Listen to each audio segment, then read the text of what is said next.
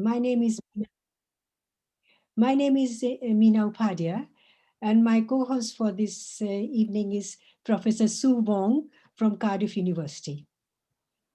You're going to be in listen-only mode, and please leave your questions in the side chat bar. We are going to be recording the talks, and you'll be able to get access to it on our website. The COVID-19 pandemic has been unsettling for all of us. To educate the general public and the healthcare workers about COVID, we initiated the delivery of lectures surrounding this topic in June last year. During the span of last 7 months, 4 lecture sessions were successfully delivered by 11 expert speakers who were witnessing the experience of COVID patients on a daily basis and helping in their recovery. The lectures covered a range of topics related to COVID and its impact on different body organs, including heart, kidneys, lungs, and brain. The rapid development of effective COVID vaccine is one of the greatest scientific achievements of our times, and we look forward to hearing more about the vaccines from 2 experts this evening. I'm delighted to welcome Professor Anne Eger, Professor of Cellular Immunity and Immunotherapy at Cardiff University. Can you please mute everybody? Okay. Anne obtained her PhD from Cambridge University and completed her postdoctoral training in Boston, USA. She was a senior scientist and group leader at the MRC National Institute for Medical Research in London. Anne is a cellular immunologist with more than 30 years experience in studying how T cells move around the body to maintain healthy tissues and control diseases such as virus infection, cancer, and neurodegeneration. A major focus of Anne's research is the homing receptor L-selectin on T cells. The title of her talk is How the Vaccines Work. Over to you, Anne. Thank you very much. Good evening, everyone, and thank you very much, Meena and Susan, for the invitation. So I am declaring my my credentials on the first slide to you all, and this is really important for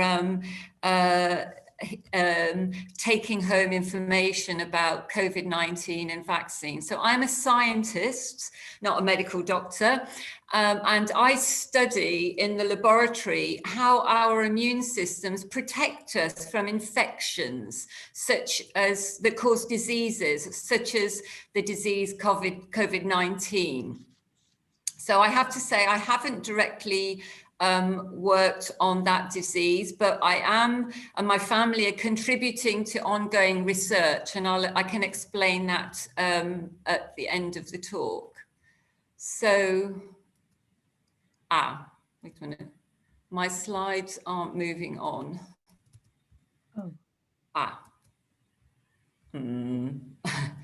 Sorry, they were,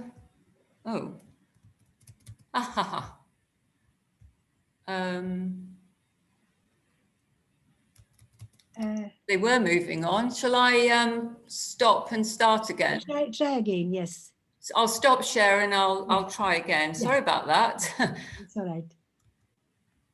If not, Anne, you could try it in non-script slideshow mode as well. Okay.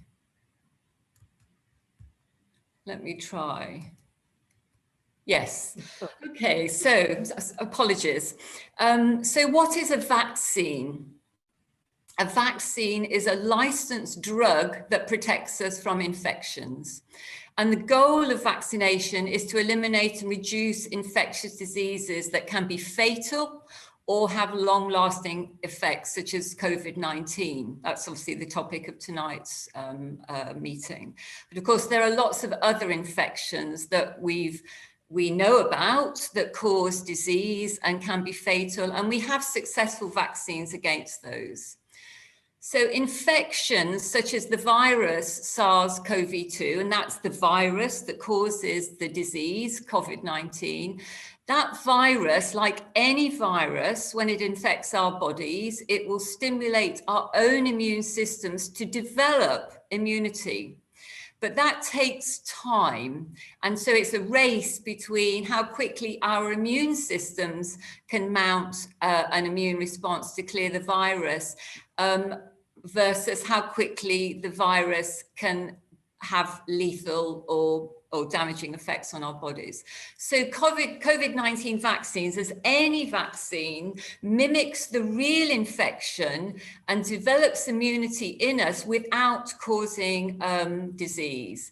And I'm sure, well, this would have been, if my mum was here tonight, she'd be able to say, I looked like this as a child because I had measles before there was a measles vaccine, which of course we all know and use in childhood vaccinations. So this is what COVID-19 vaccines are doing to prevent the infection before you get the disease. So there are several approved vaccines already, as Mina introduced to us. This has been a major scientific achievement over the last year around the world, worldwide attempts to make vaccines. Three have been approved in the UK, and others are approved, the same vaccines or different vaccines are approved in other countries. The goal of these vaccines is all focused on the same goal, and that is to make antibodies that bind to the spike protein. Now, the spike protein, I'll see if I can, sorry, just get my pointer. Can you see my pointer? Yes. So this is the a diagram of the virus. So it has these spikes on it. It's a coronavirus, so that means it's crown-like. So it's got these crown-like projections, and it's these projections, which are the spike protein, that bind to our cells. So viruses don't live outside of our bodies. They have to infect our cells in order to divide and grow. So this virus uses this spike protein here to bind to a receptor on our cells, and that receptor is called ACE2. You may have read about it on BBC or heard about it on the television. So this receptor is in the membrane of our cells lining our noses and lungs. They all express ACE2. The virus binds to it via the spike protein and can then invade our cells and basically start dividing in our cells. Because they're parasites, they have to live in cells in order to replicate. So the idea of all the viruses so far, because this spike protein is so important for infection, is to make antibodies against the spike protein. And that's what every vaccine is targeted on at the moment. And the idea is to generate so-called neutralizing antibodies. So these little Y-shaped molecules would be antibodies that the vaccine elicits from our own immune systems, and these bind to the spike proteins and block it, stop it from binding to our cells, and therefore it can't infect us. So the vaccines that have been approved so far have been approved because they reduce deaths and they reduce severe disease due to the virus. we are waiting to get data in the UK, and perhaps Dr. Shankar, who's speaking after me, can say a little bit more about that. But we're waiting to really get solid information about how much the vaccines can prevent transmission of the virus. And we don't know that yet. So at the moment, we know they prevent severe disease and death, which is obviously great. So as I said, all the vaccines so far, they are either contain the recipes, the instructions for making spike protein, and that recipe is genetic material, and that is either RNA or DNA.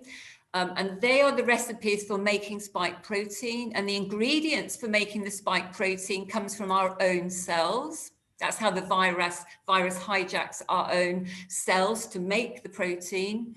Or some of the vaccines that are being developed, which haven't yet been approved in the UK, actually contain the spike protein itself. So there are, as I say, there are 3 different types of virus. So a so-called mRNA, which encodes the spike protein. So that makes the spike protein, which as a vaccine will stimulate or induce our own immune systems to make antibodies against spike protein. There are some vaccines which are actually the spike protein itself. So you don't need a virus for that, but those vaccines haven't yet been approved in the UK. And then the alternative form of vaccine is this so-called viral vector packaging, which again encodes a genetic material, in this case DNA, not RNA, it's the same genetic material, to make the spike protein. Again, this to the common goal. So in the UK, as you probably are very familiar, the mRNA vaccines made by Pfizer and Moderna have been approved. The protein-based vaccines, there's one that you may have read about, Novavax, that has not been approved in the UK yet. And then the third approved vaccine is the Oxford AstraZeneca, which is a viral vector. It's this category 3 virus.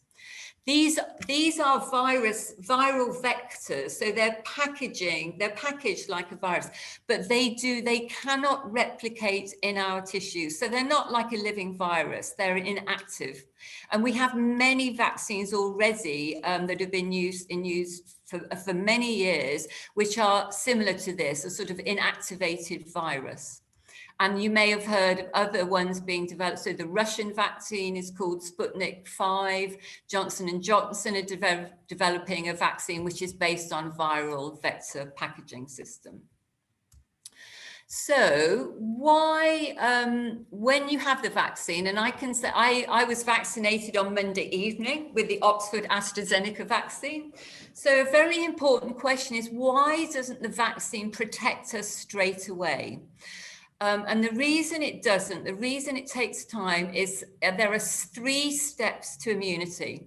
And I'm just going to spend some time going through these because I think it's very important to realize that it does take time in our bodies. So just as a natural infection would take time for us to mount an immune response. So as I said, there are 3 steps, and the first step starts at the site of the injection of the vaccine. So that is the upper deltoid muscle in the arm, and I had it here on Monday night.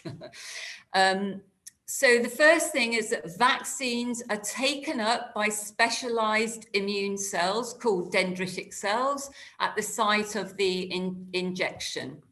So, and the vaccines cause a short-lived and very mild inflammation, which can last 1 to 4 days. And I'll come back to why that mild inflammation is important. So this would be dendritic cells. You don't need to remember any of this, but they are a specialized type of immune cell. They are in our tissues. So these are specialized cells that can take, this is the mRNA vaccine, which is packaged in a lipid nanoparticle. This is taken up by our body tissues. The genetic material is translated or turned into protein, the spike protein, and then this can be secreted or presented on the surface of the cells and taken up by these dendritic cells, which are now covered in spike proteins. This is phase 1, which can last between 1 to 4 days. And the inflammation is basically the vaccine telling our immune system that there's something coming that you need to respond to. Okay, it's a natural part of our immune response to an infection, and a vaccine is no different. Okay, so step 2 starts in the lymph node, which drains the arm, and that is in the armpit. Okay, so dendritic cells are given the message that they need to leave the muscle, enter the lymphatics, which are the fluid draining channels which drain into the lymph nodes in the armpit. Okay, so this is the site of injection here. This is dendritic cells. This is your own cells would be making spike protein. This is taken up by dendritic cells, and the local information tells the dendritic cells to move into the draining lymph node in the armpits. And as your children, when they were maybe had a virus infection, as a parent, you might have felt their necks or their armpits or their groins, and that would be to see whether their lymph nodes are inflamed. So this is again a very normal response. So I would say after about day 3 or 4, the dendritic cells are in the draining lymph node. T cells and B cells gather in the lymph nodes, and these specialize, again, a different type of immune cell. T cells and B cells are activated by the spike protein on these dendritic cells. And basically the T cells and B cells are recognizing the spike protein as being foreign. It's not a human protein. It's not part of our own bodies. It's come from outside. So then the immune system normally mounts an immune response to get rid of it. Okay, so B cells are specialized immune cells which make antibodies to the spike protein. So these are the neutralizing antibodies I introduced earlier on in the talk. So they would bind to the crown of the coronavirus and stop it binding to the ACE2 receptor on our tissues, so the virus can't infect us. And also killer T cells are made, which can kill the virus-infected cells. So step 3, and this is that these T and B cells now move out into the tissues and into our bone marrow and mount long-term immunity. So this is what happens after about a week.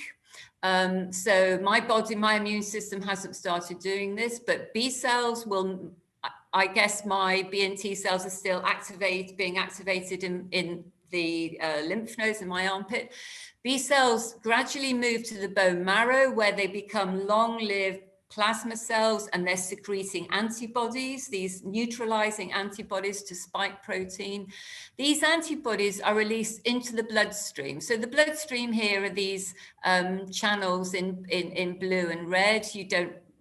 I don't need to go into the anatomy, but just to point out that blood vessels are everywhere. You know that because you bleed wherever you cut yourself. So antibodies are released into the bloodstream, and they enter the nose and the lungs, which are the first sites at which the virus invades our bodies, because it's an airborne virus.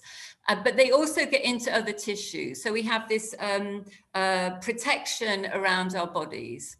And then also so-called memory T cells develop as well over this period. And memory T cells also move into the nose and the lungs and other tissues. And so really the goals of vaccination are that our tissues already contain antibodies and T cells that can react very, very quickly to prevent infection and to kill virus infected cells, so that we're already primed and we don't have to wait the 3 weeks for this immune response to happen if we don't, if we've never seen the virus before. So why do you need 2 doses? This is a very important question, because a lot of people are very anxious about injections. I have to say that the nurse that injected my arm the other day, I felt nothing. She was an excellent nurse. But the reason you need two doses is that if you look, this is this curve here, you can see this like 2 hillocks, as it were, and the first hill is a low hill and the second hill is a steeper hill. After the first vaccination, then these are different types of B cells, or releasing different types of antibodies. They're all antibodies against the spike protein, but they'll bind in a slightly different way, so they can glue it up in a slightly different way. So after the first vaccination, you get some pink cells and some blue cells and maybe a green cell. These would all be different types of antibodies against spike protein. But some of these cells will die, won't survive. So that's what the X's mean. So after the first vaccination, you might only have a pink and a blue cell that can react to spike protein. When you get a booster vaccination, then you can see that the pink cells increase in number, the blue cells increase in number because you started with some of them. The green cells increase in number, and they survive this time, and you get a new type of antibody in there, a yellow antibody. And with the second booster, or the booster vaccination, the environment is much in the tissues is much more favorable for those B cells to survive and not to die. So there's fewer X's here, so they survive. So after your second booster, you've basically got more B cells and you've got 4 different types of antibody there as opposed to 2. That's why you need your second dose. And why do we need to vaccinate the world? Well, this is really, again, perhaps Dr. Shankar will be able to address this, but we know, we've learned the hard way. SARS-CoV-2 is everywhere, it spreads very quickly by close personal contact. We need to prevent infections as quickly as possible and reduce the virus. We don't have natural immunity to this virus. We've never seen it before. It's a new virus. We know that vaccines are not 100% effective, so we need to generate herd immunity to protect as many people as possible, because there are some people who won't be able to be vaccinated for different reasons. So really, the more blue people we've got here that are vaccinated, then the fewer people there are that can be vaccinated and to spread the virus. So this is what we're aiming for. Here, with very few people vaccinated, then the virus can infect many people. And if you're interested, the British Society for Immunology has on their website quite a lot of detailed information about vaccines and COVID-19 vaccines in particular, if you want more information, or by all means contact me. So just to finish off, Mina asked me to try and address some of the myths surrounding COVID-19 and the vaccines. Now, there are a lot of them, and we'll see how far we get. So first of all, the first myth, and I think it's the most important myth, is that everything you read and hear on social media is true. So clearly that's not correct. So I'm going to throw this out to you. So am I qualified to give this talk to you tonight? Okay. I must be, because Professor Mina Upadhyaya invited me, But no, that may not be the case. So use trusted sources for your information, such as your doctor, or anyone in the audience is very welcome to contact me afterwards. So I think that's the most important thing, is rely on trusted sources for your information. I have to admit that there has been quite a lot of mixed messaging in the UK from the government, which it has not helped the situation.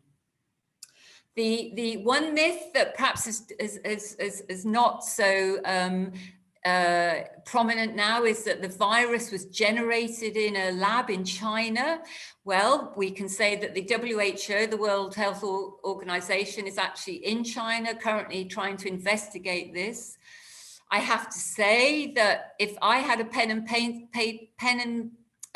piece of paper and tried to create this virus, I think it would be really difficult, because the effects of this virus have been almost unpredictable. You know, it's really, really giving us a new disease for the whole of the world to deal with.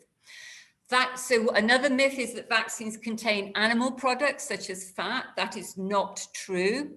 The RNA vaccines do contain lipids, which is a type of fat, but it's completely synthetic and it's made in the laboratory. The viral vector vaccines are grown in human cells. They have to be. As I said, viruses can't live outside the body. So they're grown in human cells, but they are purified, highly purified and separated. And vaccines are mostly water with harmless substances that stabilize the vaccine. But I think Dr. Shankar will probably have more information about that. Then one thing that I keep hearing, and heard this afternoon from a colleague who has a GP in the family, where patients are refusing the vaccines, particularly the Oxford AstraZeneca vaccine. They're concerned that the genetic material in the vaccines is like a microchip, and it's a way of, monitoring us, and also that this genetic material will change us and turn us even into a chimpanzee. And that is obviously because the Oxford AstraZeneca is based on an inactive adenovirus that gives chimpanzees colds. It doesn't come from chimpanzees, it just can infect them and give them colds. So no, RNA and viral vaccines only contain the recipe or the instructions for making the spike protein. Once the spike protein is made, the RNA and viral vaccines are quickly degraded and eliminated by our own immune system, because our immune system sees them as foreign. And that's what our immune system does, is protect us from invasion, as it were. So the final myth, so vaccines have, I think this is probably no longer really a myth. Vaccines have been developed in less than 12 months, so corners must have been cut and they can't be safe. Well, I think, that we're now getting data on the efficacy coming out of Israel, but no, this is not true. This is a brand new disease. We have no natural immunity. We needed to develop in vaccines. Our governments around the world, including the UK, have invested hugely, and all the pathways, all the doors were open for vaccine development, and all the regulatory approvals were in place. So really no time was wasted at all. Vaccines will make you ill and give you COVID-19, and that's no. Vaccination itself causes a mild and short-lived inflammation, otherwise they wouldn't work. This is the way to prime or get the alarm bells going to tell our immune systems to get ready to respond to the vaccines. But what these vaccines do is absolutely nothing in comparison with death, severe or even mild disease, which this virus is inflicting on us. And then the other myth, virus only affects old people. The chances of getting it are low, and it has no impact on the fit and the young. And I can categorically say no to that, and I'll explain that on my final slide. So I think it's worth pointing out that some of the long-term effects of infectious diseases in people that haven't been vaccinated, we've forgotten about. So this is my dad, age 27, a handsome young man in 1957, a long time ago now. He got polio, okay? And he was polio infection left him paralyzed in his right shoulder for his life, a whole life. So he was disabled by this infectious virus. Vaccines became available 3 years after he got infected. So this is one of the consequences of getting an infectious disease without being vaccinated. So this, to finish, is my husband, Ian Frayling. So Ian was infected with SARS-CoV-2 in March last year, so very early on in this pandemic. He now has long COVID. Long COVID can affect any age group, including children. We don't yet understand it, and we don't have any therapies. Ian was infected when vaccines were only being dreamt about. Now we have 3 and many more on the way. So if Ian, if Ian could have been vaccinated, he would not be in the state he's in now, basically. And we don't know how long this is going to persist for him. It's been a year now and he's still having symptoms. Okay, I think that's the end of my presentation, Mina. Thank you very much for listening. Thank you very much, Anne, for excellent presentation.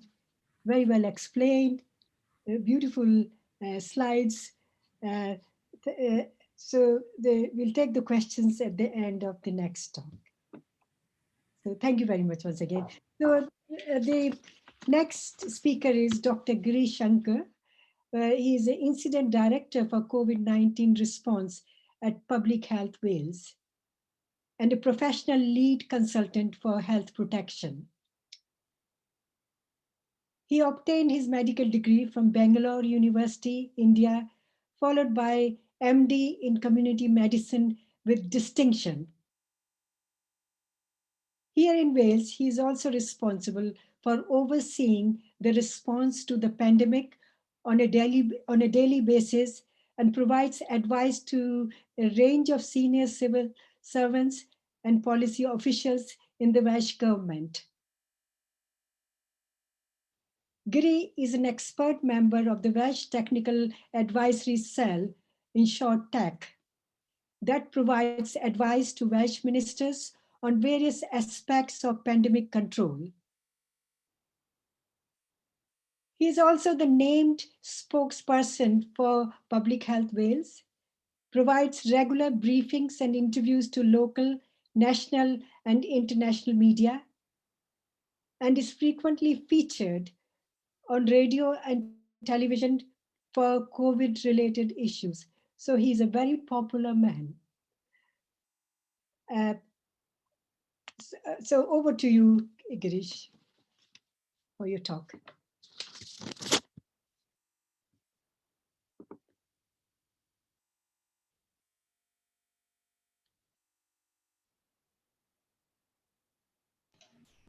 Thank you, Mina. Can you hear me okay?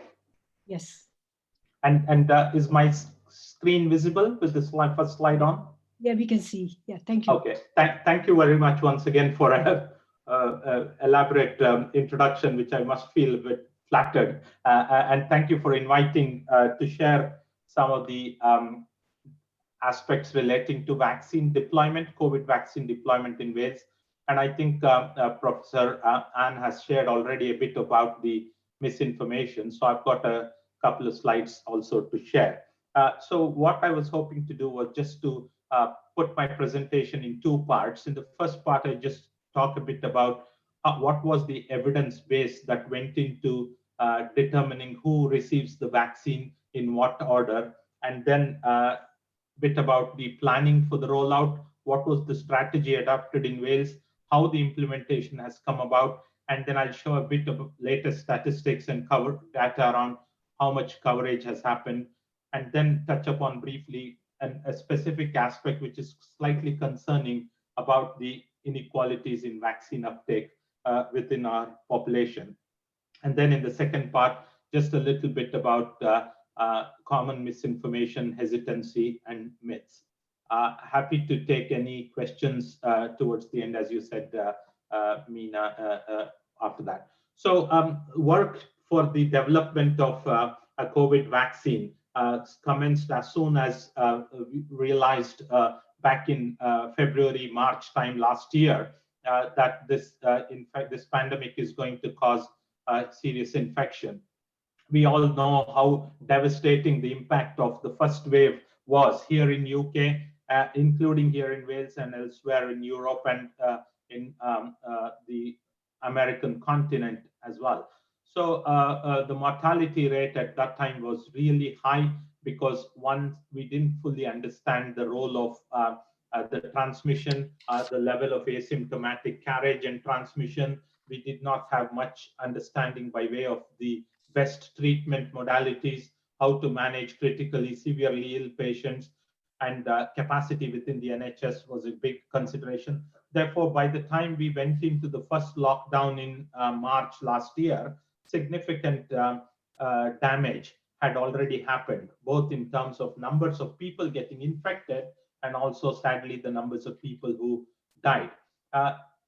Therefore, when the trials began of various types of vaccines that were in development at the time, consideration was given as for a primary objective of how can we prevent deaths due to COVID complications and serious illness. So saving lives was the main outcome that we wanted to achieve from vaccinations.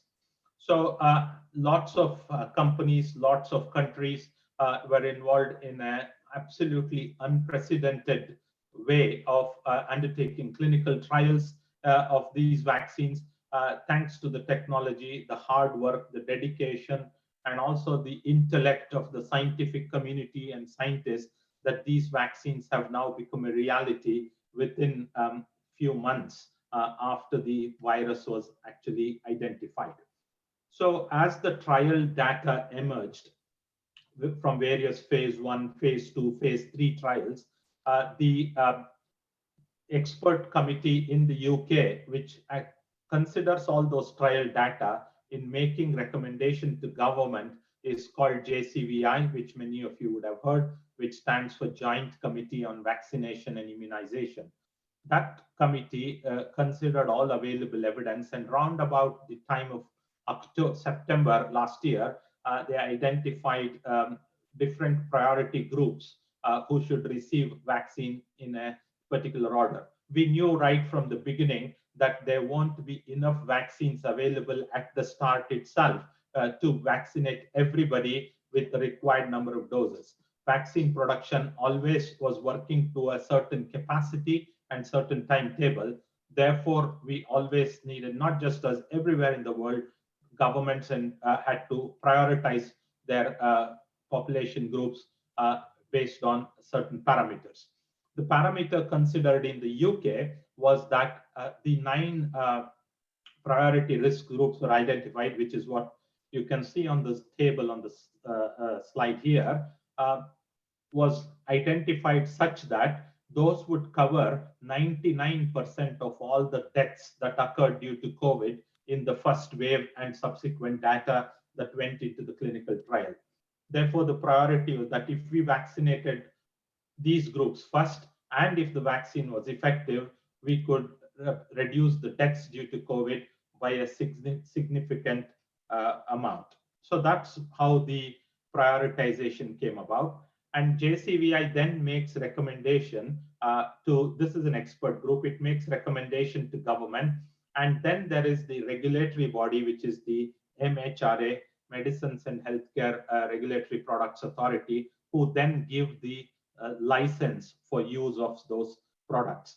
Normally, as one of the misinformation we see is that these vaccines have been developed rapidly, therefore they must have been cut, there must have been corners cut and not the usual checks taken. But in this case, that is not true, because often in other vaccine trials, we find the rate limiting step is the inability to successfully recruit trial participants. That takes months, if not years. Whereas in COVID vaccine trials, we never had such problem, including in Wales. And here in Public Health Wales, we were actually leading the phase 3 trial of the Oxford AstraZeneca vaccine. And one of my colleagues, Dr. Chris Williams, was the principal investigator of that trial, and we work very closely with the Aneurin Bevan Health Board in conducting that clinical trial. And we were so overwhelmed with the response that we had so many participants come through wanting to participate in the trial, so much so that we had to actually turn away, sadly, some of those people. So we never had shortage of volunteers. Therefore, the data generation has been really quick. In terms of planning and preparation for in Wales, I think the delivery structures within Wales have played a phenomenal part. They've played an absolute blinder in trying to deliver this, and never ever in the history of the NHS has such a large-scale vaccination program been undertaken in such short time. So to plan for the delivery, Welsh government took the lead on that by the establishment of a COVID vaccine program board. Some of the context that was considered for vaccine delivery was the timing of the licensing, whether that would coincide with what we normally have between October and December, a very rapid influenza flu vaccination program, and whether that would then allow some of the clinical activities to return to business as usual, because we know that in the winter months, the NHS is particularly under increased pressure compared to other parts of the year. And there was also recognition that the capacity to deliver vaccines, which predominantly in previous delivery mechanisms for other vaccines have relied on support from primary care, but that capacity was known to be limited. And then there was always this apprehension of having a second and possibly a third wave of COVID as a result of staggered vaccination of different eligibility groups. Then there was also this special consideration around time and the arrangements that needed for vaccine delivery, such as the requirements to respect social distancing, the PPE requirement, because we were very clear that just the activity to receive a vaccine should itself not put people at risk of catching COVID because of inappropriate arrangements. So all of those were really real practical considerations that went into the planning.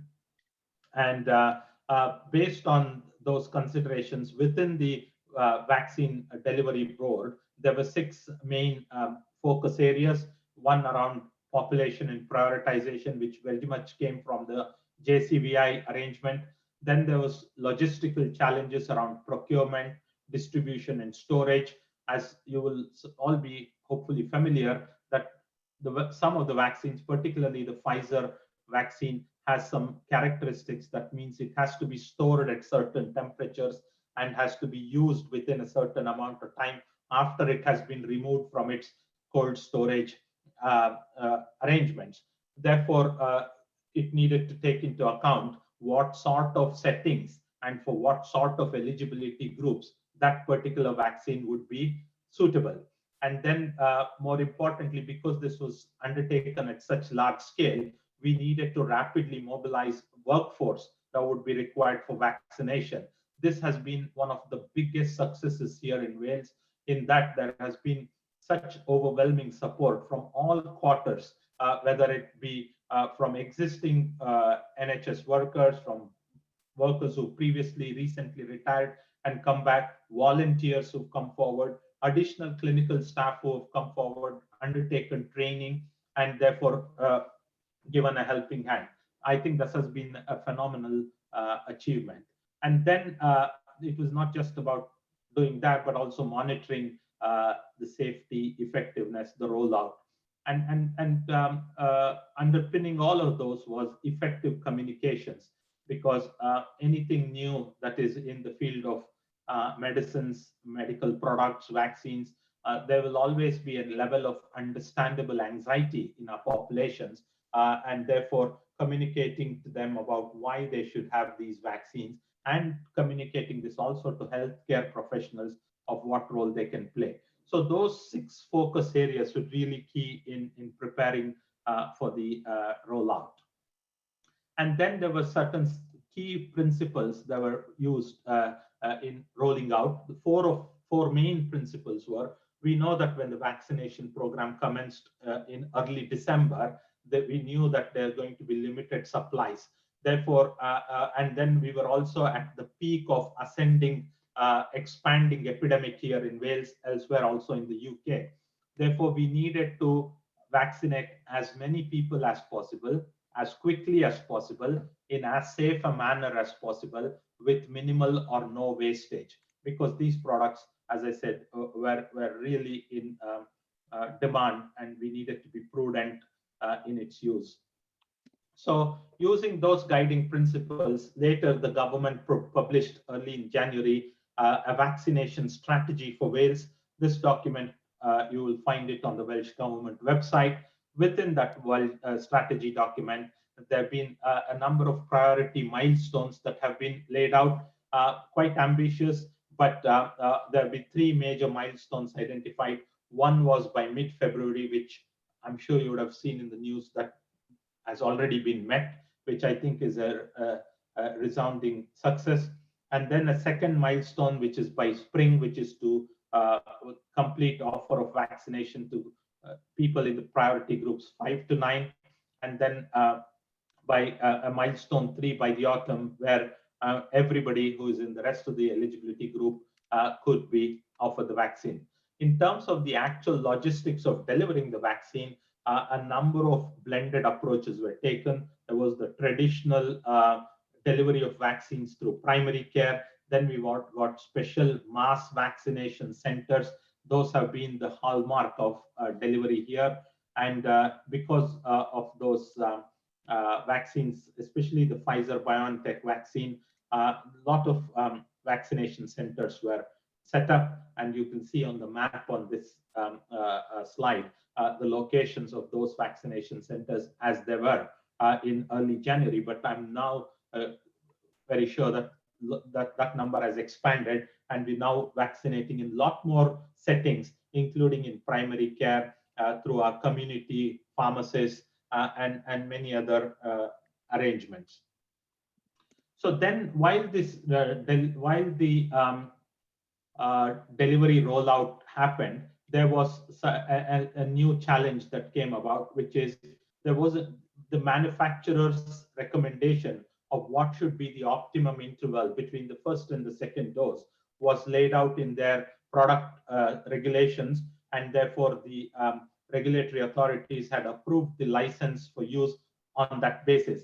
But soon, when it became clear that we were having vaccines delivered at a particular rate, and therefore it would take longer for most people to vaccinate with the 2 doses, the thinking shifted slightly to see whether we could offer just 1 dose and offer it to more people rather than 2 doses and to slightly lesser group. Therefore, we needed to look at whether offering or altering the time interval between the doses was a sensible thing to do. Would that be safe? Would that still protect people? And therefore, the JCVI once again looked at some of the data that were presented to them before the licensing, but with a slightly different focus of analysis. And when those data were considered, what came out very clearly is in one of, this is just a table which shows how what was the vaccine effectiveness after the first dose with the Pfizer vaccine, for example. And when the data looked at it, and when people had their first dose of vaccine, and then see what proportion of those people actually developed COVID infection, and when you stratify them by the time period after which they developed the infection, and if you discount the first 15 days, for example, the first 14 days, where you could still be showing COVID infections that you probably caught before you actually took the vaccine, then if you look at the evidence after 15 days, 15 to 21 days, or after 22 days, you'll see that even with 1 dose, there was very good effectiveness of up to 90% with the Pfizer vaccine. Then when a similar data was looked at for the Oxford AstraZeneca vaccine, it showed that after about 3 weeks after the first dose of vaccine, the effectiveness was around 73%. And similar data was also seen with other mRNA vaccines. And when you look at this data from Pfizer again, it just shows that there are two graphs, 2 lines on this graph. One is red color, the other is a blue one. The red one is all those individuals who received a placebo and not the actual vaccine. And the blue line represents individuals who received the Pfizer vaccine. And then on the x-axis, you can see the time interval after their initial dose. And then on the y-axis, you see the cumulative incidence of developing COVID-19 infections. So those who got vaccinated had a very low incidence of infection compared to those who did not have the vaccine. That data was further supported by more analysis from the Moderna vaccine, which is also one of the vaccines that has been extensively used in the United States. And that analysis, again, showed similar higher levels of protection after 2 weeks, 2 to 3 weeks after the first dose.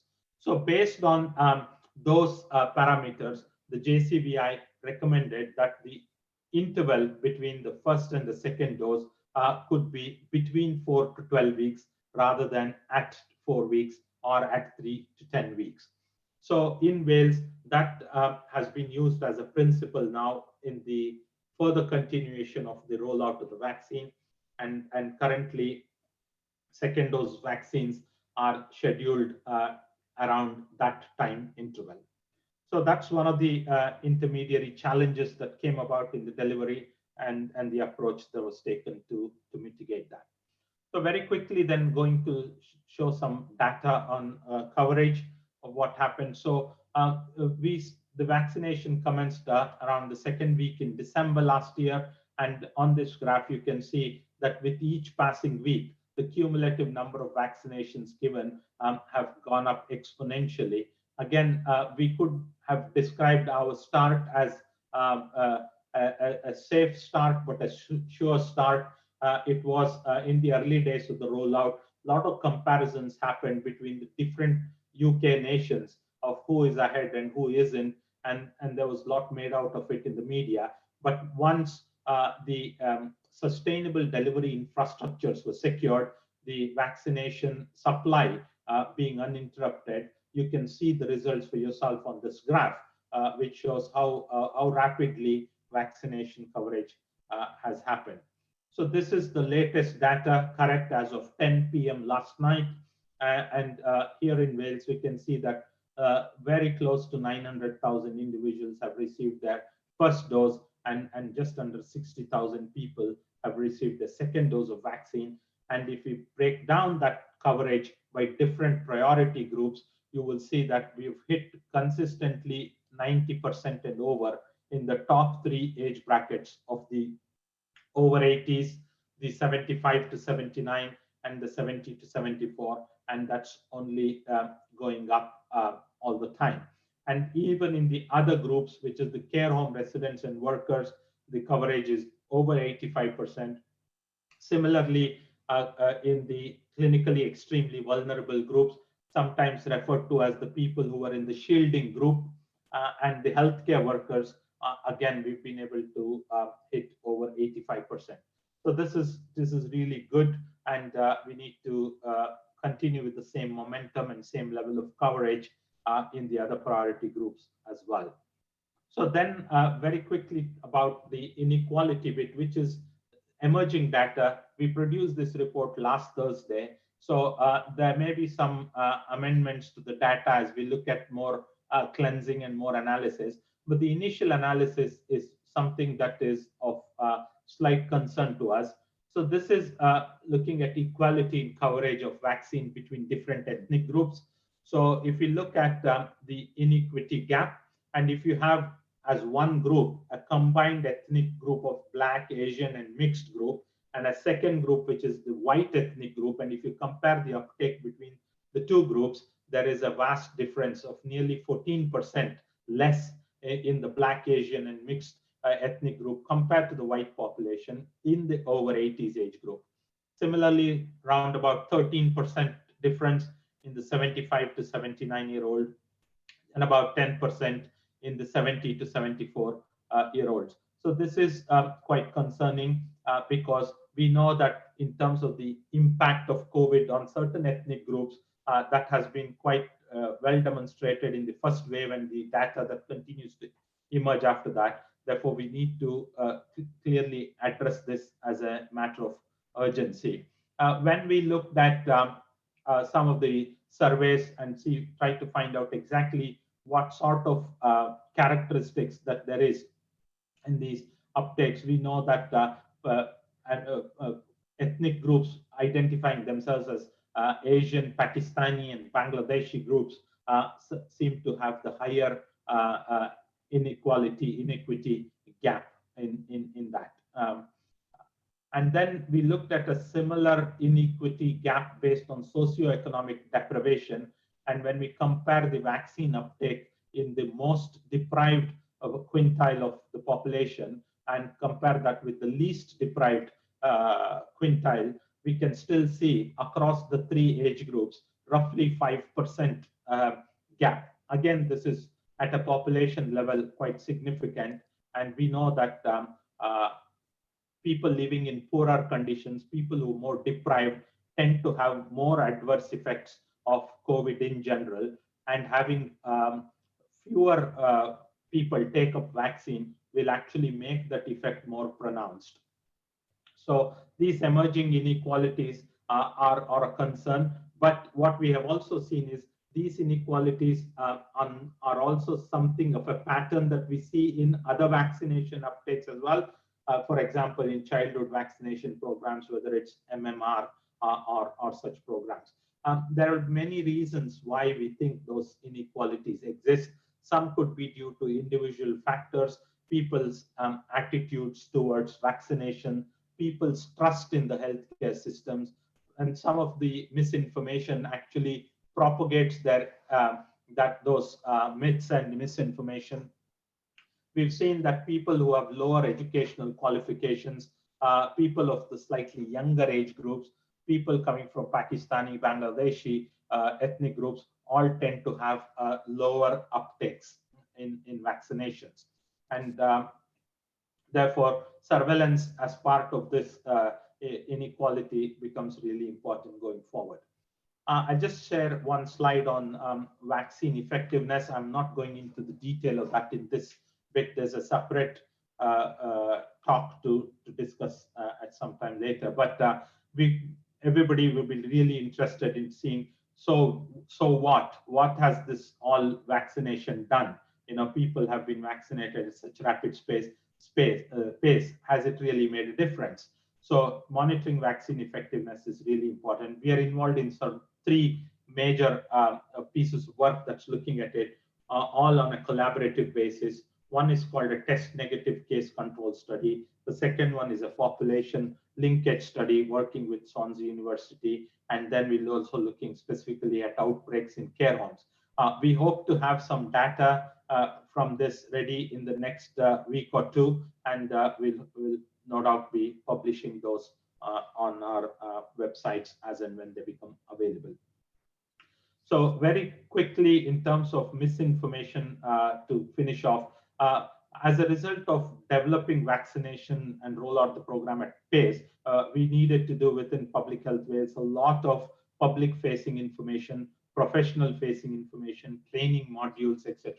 One such document, which I've just put as an example on this slide, is called the Easy Read Guide for Adults, available on our Public Health Wales website, both in English, Welsh, and multiple other languages, which is easy to use, really simple guide that explains exactly what you need to know about the COVID-19 vaccine. And there are also other related material which talks about if you're called for a vaccine, what appointment, what can you expect, what are the potential immediate side effects you can expect, how to manage them, etc. So a lot of those have been made available there. And quickly looking at some of the common myths and facts that we get in terms of public information. And we do see this quite a lot now with a lot of activity around this on social media channels, and our communications team monitor some of these on our social media channels. The most common ones I have listed here, some of which Professor Anne has already covered in her talk. So the first thing was that the myth was it has been rushed and it isn't safe. But as I said, the biggest challenge in previous vaccine studies have been the ability to recruit participants, which was not the case here. The JCVI has considered all available data, both in terms of its safety, effectiveness, and the regulatory authorities have then acted upon that act. So we can be confident that whatever the regulatory process was applied to previous vaccines, the same have been applied with equal rigor for this vaccine licensing as well. Then there's, as Professor Anne said, changes to DNA is considered as a myth, but it's impossible for these vaccines on their own to change the DNA. The vaccine doesn't have a live virus strain, so it can't give you COVID. Sometimes there's this apprehension that it contains egg proteins, therefore people with egg allergy cannot have these, but that is also untrue. And there's an apprehension, particularly around certain religious beliefs, that these vaccines may contain pork products, but certainly there are no such animal derivatives in those. Side effects, obviously every vaccine will have some sort of side effects. Thankfully, in these vaccines, those side effects are mild and they usually resolve on their own within a couple of days, mostly related to pain at the site of the injection, certain spells of just being a bit under the weather, but usually resolving itself in a day or two. Then there is this one which is also on the rounds, that taking these vaccines make women infertile, but that's also absolutely not true. There's been there's been no evidence to make that link between those infertility and vaccination. This is not a new myth that is doing the rounds just for COVID vaccine, but even 25 years ago, when I was a medical student and doing polio elimination programs, we encountered similar rumors and myths. Giving oral polio drops to children will make them infertile when they grow up. So all these are again myths to which there is no credibility at all. Then there's also a lot of material available on the internet, and there is this recent one that I particularly caught my attention around global attitudes towards COVID-19 vaccine. And you can roughly group every individual into some sort of 5 broad categories, which is either they're a vaccine supporter who unquestioningly takes the vaccine, and then we've got a small, which is roughly 66% of the population, and a small proportion of 12% who are described as vaccine hesitant. That means they have some concerns, but if you provide the right advice and alleviate those concerns, they are willing to accept the vaccine. Then you've got a small category called vaccine obligated, who are groups of people who will only get the vaccine if it is essential for things such as travel, going to school, going to work. Again, there's a small group of people. And then there's a very small minority of people who are called vaccine skeptics, who don't like to get vaccine at all. COVID vaccine for various beliefs that they have. And then a very, very small minority of people who are broadly classed as anti-vaxxers, who, come what may, however much you try to convince them, would not take the vaccine. Thankfully, that is a very small proportion of our population. So that's all I just wanted to say, and thank you for your attention. Happy to take any questions. Thank you very much, Giri, for your illuminating presentation. Thank you for sharing promising data on vaccination in Wales. And also, we look forward to hearing about the ongoing studies, the 3 studies you mentioned. At what stage are they? Are they at the beginning, or is it already? So those studies are ongoing, and we are part of a 4-nation UK collaboration. Some of the initial data just a couple of days ago has actually come out from Scotland, who our colleagues are also working with, which has also shown promising results in terms of effectiveness of those vaccines, both the Pfizer vaccine and the Oxford AstraZeneca vaccine, in reducing the numbers of people that require hospitalizations and who end up with serious complications of COVID has dramatically dropped. We do believe that those results will be true for the Welsh population also, and initial results will definitely be suggesting something in that direction. But as I said, within the next week or two, we should be in a position to publish some of those data.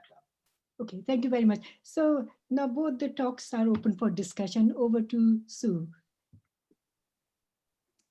Yes, thank you. And thank you very much, Giri and Anne, for very illuminating talks. We have quite a few questions, some immunological and some related to the things that you have been talking about, Giri. So starting with Anne, we've had a little bit of conversation on the chat. Adrian Morris had asked, being as we're using stay safe, washing hands, social distancing, that has helped with keeping the virus at bay. However, it stopped other seasonal colds and viruses infecting us. What's the impact of not being exposed to these? Have they lessened our immunity to the lesser viruses, and will it cause issues going forward so that there's no exposure over a year? Ian has answered to say that there are lots of things coming in, so the immune system's got plenty to think about. But we have some further question on that about this question about waning of immunity to various things. So would you like to further comment beyond Ian's? Oh, yes. I've turned Ian into an immunologist, haven't I? No, I think what's important to remember is that there are other coronaviruses that we get infected with, and they cause the common cold. And we know that they don't generate long-lasting immunity from one season to the next, or, for more than a year.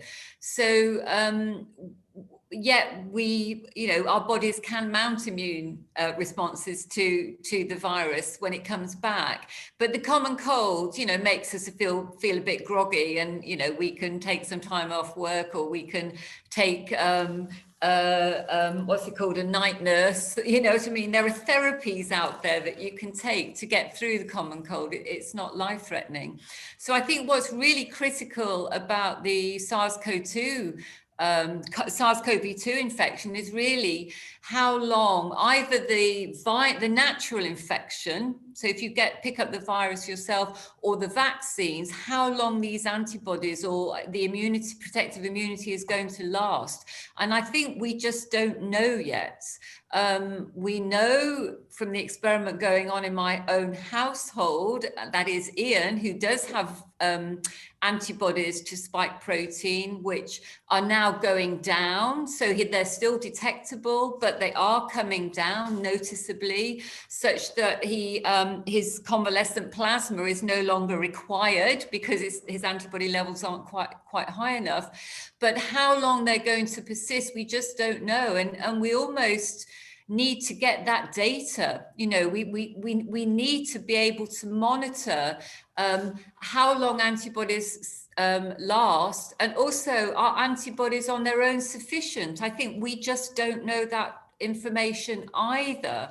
So I think information gathering is really, really, really important. And there are a number of both investigations into the virus and how that's changing, and whether the virus is changing sufficiently such that the vaccines have to be tweaked in order to match the changed virus. But also we need data on how our immune systems are responding and how it varies between individuals and whether that relates to the severity of the disease and the length of protection to immunity. So I'm afraid I don't have a clear-cut answer or a simple answer. We need to gather as much information as possible. If you are asked to volunteer in a research project on COVID-19 to look at your immune systems, I would really, if you can, I'd encourage you to say yes, because the more information we've got, the quicker we'll really start to understand this disease. So whether, you know, it's really going to turn out, I've seen it on the chat box, and obviously the government, Matt Hancock has been, or the UK government has been talking about this, imagining it's going to turn into like a flu, a seasonal virus, where we have a booster shot every winter. I really don't know. I mean, I think we have to just wait and see. We have to get through this, get the virus under control first, and then we can start to understand how we can maintain it if it stays in our communities. Yeah. Thank you, Anne. So I think that's dealt with those questions, you know, related to longevity, and the answer is we don't yet know. So a question to Giri, is PHW intending to going to the localities and houses of those communities less able to travel to vaccination centres as it is being proposed in England?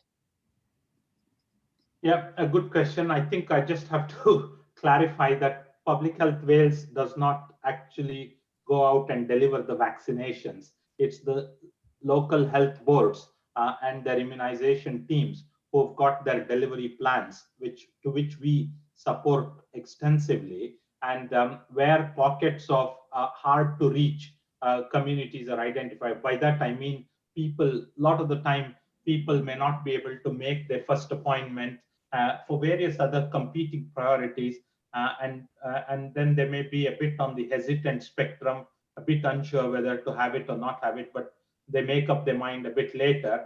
So up until now, and it will still continue to be, that policy is that just because you did not take up on your vaccine once, that's not the end of the door. You can always change your mind. You can come forward and take the vaccine.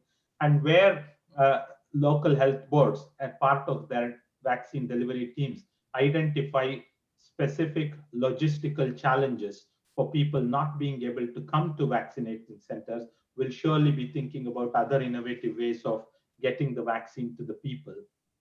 I don't yet know whether those plans will take the form of a door-to-door knocking and then offering the jabs, but certainly health board planning teams will be actively considering innovative methods of vaccine delivery.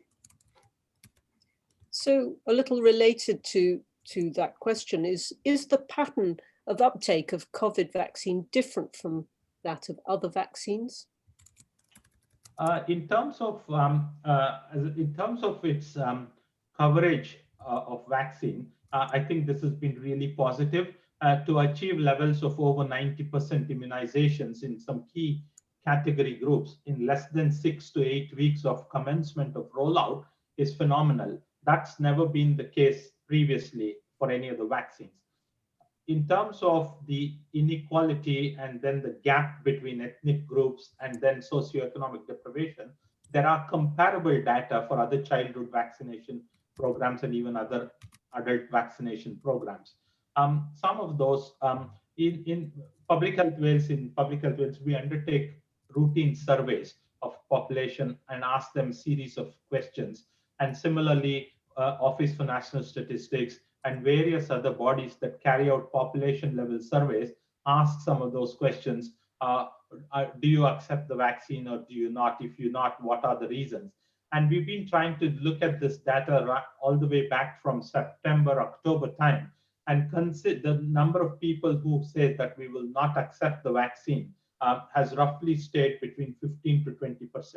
That has not gone up at all. And second, more recently, after the rollout of the vaccine, what we are hearing people say as the main reason why they're a bit hesitant to take the vaccine are two things. One is people think that this vaccine has been rushed through very quickly. as opposed to other vaccines. And that's why we keep reinforcing the message that they've gone through all the regulatory checks and safety and efficacy checks. And the second one is the fear of long-term unknown side effects. Those are quoted as the two main reasons. Again, we've been working, and as more rollout happen now, already millions of doses of COVID vaccine has been given worldwide, and they continue to be deployed at such fast pace and scale. We will nothing is emerging which is causing alarms bells that needing us to look at any side effects 5 weeks, 10 weeks down the line after the vaccination. So once again, I think some level health literacy plays a key role in some of these myth busting, and we all have a role to play in promoting positive vaccine uptake messages, and we should continue to do that. And so related to those positive messages, there's a question here. Are there any plans or even developed material about vaccine myths which could be used in secondary schools? Plenty. Actually, there are lots and lots of material developed by almost every responsible government, every responsible public health agency, every responsible UN agency, whether it's the WHO, UK government, Welsh government, Public Health Wales, a lot of voluntary agencies, sector partners, religious groups, royal colleges. So all sorts of public and professional groups have developed lots of material around that. It's not only about producing it once and hoping that people will use it. It's also about consistently promoting the usage of those materials through all available channels, and making use of every opportunity to engage in a constructive dialogue with individuals and families who may have certain myths or certain apprehensions, genuine apprehensions about COVID vaccines. So we do have a role to play in educating people to get the vaccine. Could I? So I just wanted to comment on that, Giri. That I think there's really an important role in education in general, isn't there? In teaching our children about their own bodies and their own immune systems, and about vaccination. Perhaps this pandemic, or this new virus, has really been a very, very hard lesson for all of us to learn and to learn how to live with, and so incorporating it into the national curriculum, I think, wouldn't be a bad thing. But I'm not in charge of anything like that. No, I think it's absolutely true, and we've also noticed that not just for COVID vaccine. If you take MMR vaccine as another example, in this country, we've seen significant drop in the uptake of MMR vaccination, and therefore the consequences of that through large outbreaks, which we have seen also here in Wales. But now, refreshingly, some of the teenagers now, when they're presented with the right data, are able to make up their mind for themselves and accept the vaccine, where 15 years ago, their parents had vehemently objected to their vaccination. Yeah. So I think empowering people at an younger age with the right information is really essential. Yes, thank you. Yeah, agree. So is there any plan for immunization of younger children? Where there is a study on about 300 children ongoing, but further information would be interesting. Is there anything from other countries? No, I think there's been this first study that went live literally in the last week or 10 days through the National Institute for Health Research, which is the first children's COVID vaccine trial, which is open, trying to recruit as part of its phase 2 trial, about 300 volunteers. But I think that commenced very, very recently. It must be in the last week or 10 days. So we just have to wait and see the results. I am very optimistic that the vaccine results from those trials would be definitely comparable to the results found in the over 18s who have been so far the minimum eligibility age group to enter into a clinical trial. Thank you. So I know you've already mentioned something, Anne, on this, but it's an important question. How concerned should we be about new variants of COVID-19, such as the ones from South Africa or Brazil, in terms of possible reinfection and vaccine effectiveness? Well, yes, we have to be aware of new vaccines and monitor, obviously, new variants. And the UK is, I think it's fair to say, the UK is world leading on that, on sequencing viral genomes, not only from the UK but around the world. So being able to identify new variants. So I guess the good thing is now that there's a number of people who they've been naturally infected with, let's say, the original virus. There are people have donated blood, so there are samples which contain antibodies to let's say the original variant. So as soon as a new variant is identified, it's possible to test those blood samples, either from people who have naturally been infected with SARS-CoV-2, or now, of course, people who have specifically been vaccinated against this one type of spike protein to see whether those antibodies are going to be neutralizing or not. And in some cases, they are neutralizing. If they're not, then we have the heads up really to actually think about or even start generating, tweaking the vaccine so it can generate an immune response against the new variant. And the beauty of the vaccines is they're sort of like a plug and play, that you can tweak them very subtly, which won't involve a lot of work in the laboratory, to change even the equivalent of a very, very, one letter of the alphabet to generate a vaccine which will then be able to target the new variant. So we have to stay on top of this, and this is a worldwide effort about sequencing the virus. We can see it's just amazing how quickly the variants and the original virus spread around the world. It's almost incredible, but we know that now, so we have to stay on top of it.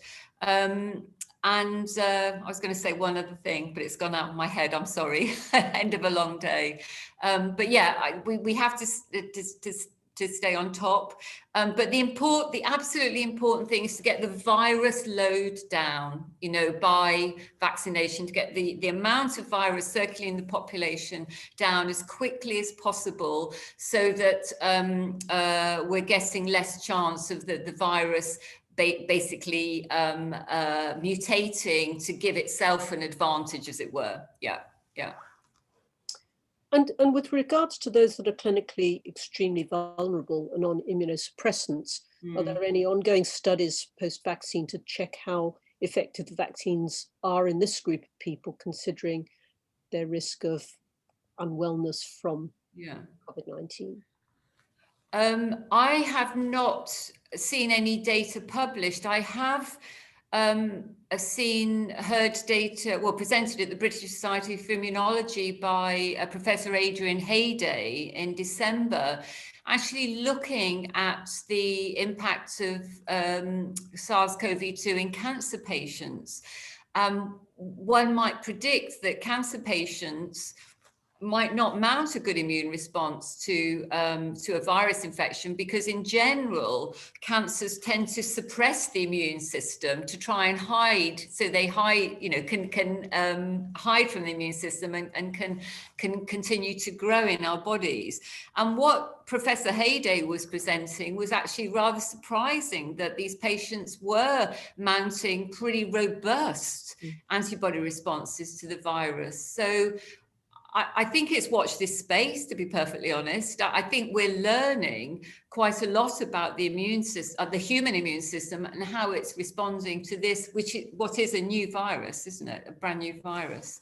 I don't know, maybe Dr. Shankar is more familiar with trials or in immunosuppressed patients or immunodeficient patients. I'm not sure what the guidance would be for that category of patients when it comes to vaccination. I mean, just to add, clearly, clinically extremely vulnerable groups have been identified as one of the top priority groups of vaccination. And we've already, as I showed in our coverage data, over 85% of such individuals in Wales have been covered with vaccines. So definitely they will be part of the cohort on whom vaccine effectiveness will be looked at. And as I said, in the coming weeks with some data available, we should be able to confirm that. Mm. So they will be being monitored for antibody responses, will they? Is that what you mean? Yeah, they'll be looked at for a range of outcomes, Okay. including for any hospitalizations, Oh, right. COVID-related illness, and need for intensive care admissions and antibodies as well, which will be part of the ONS COVID infection survey. Yeah, good. And I think probably our last question is to say, what would you say to those who don't believe in the efficacy of the vaccine and it unfairly affects more people from an ethnic minority background? Mm. What would I say? I would really ask those, I think for people who don't believe that the vaccines are effective, I can understand the hesitancy or being unsure. I think the data is just going to get stronger and stronger. You know, the data is just going to get more and more robust. And you know, I can say, like the rest of us here, we have avoided, hopefully, I've managed to avoid the virus for the past year, living in this way that we are living, which we all don't want to have to continue to live that way, but we can avoid the virus. You know, we've learned how to do that. So for those people, the only thing I would do is to really suggest that they continue to avoid being infected. You know, but really, that's very important because they don't know how they're going to respond to it. And wait until there is more data, perhaps, and talk to as many trusted people as they have in their communities. You know, family, friends, doctors, trusted people like Dr. Shankar, you know, who have a real on the ground experience of this vaccination program and the responses. Yeah. So, Giri, did you have any comment on that? Yeah, I mean, I agree with them, and I think the data is the live and also the people's experience, and what we see in the coming days will be the proof that vaccines work and to what extent they work. And of course, we've done also some sort of surveys among populations identifying who do they trust as a trusted source of information. Thankfully, in the survey results we've got, consistently, it still comes as the top of the list is healthcare professionals who, and as a trusted source for information on vaccine. Over 70 to 80% of the people still believe that healthcare professionals are a trusted source of information. Therefore, it is very much incumbent upon all of us to consistently and transparently share the data with public in all sorts of manner and granularity as is practically possible, so that people, different people will have different issues on different aspects of vaccination. Therefore, if we are able to clearly lay out in front of in an easy to understand way, exactly what their concern is and what data actually addresses those concerns, and then people who've been vaccinated and their experience, the numbers of people getting into hospitals, number of people sadly who died in the past with the death rates falling down, they're all collectively growing body of evidence, which will continue to speak volumes for the need for vaccination. Of course, we need to keep in mind the emergence of various variants of and mutations of concern. And as Anne explained earlier, these days the technology is such that you can change the prototype, and within a couple of months you will have the brand new vaccine for a new strain. So it is conceivable that in the future we could have multivalent vaccines which will incorporate many circulating strains, similar to what we find in the seasonal influenza vaccines. And that could well mean that you take one dose of the vaccine and try and cover yourself against more than one circulating strain of the virus. Thank you very much. And I think related to the people's worry about side effects from the vaccine, Ian had reminded us that the people who've had long COVID, such as he has, would have willingly traded a sore arm for the year of ill health that he has had. And somebody else mentioned that they knew of someone who had transverse myelitis following getting COVID. So having the disease itself is absolutely not trivial for quite a lot of people, including an outcome of death. And a last word here, I guess, is that Ian says, I should mention I'm a medical pathologist and my B and T cells were sent by Anne's department to Oxford in March to help develop vaccines. And she was vaccinated 357 days after I got COVID. Absolutely amazing. So, Ian, I think that people have wished you well and a recovery from your long COVID. And there have been lots of thanks to both Giri and to Anne. And I would like to add to that, thank you very much to both of you for very illuminating and interesting evening. And I have saved the chat for you to look at later. So without anything further, I think, Meena, did you have any further to say? No, I'd like to thank everybody for attending this talk. And in particular, my thanks to the speakers and to Sue for being excellent co-chair for the session. Thank you very much, everyone. And we will be closing the meeting. Thank you.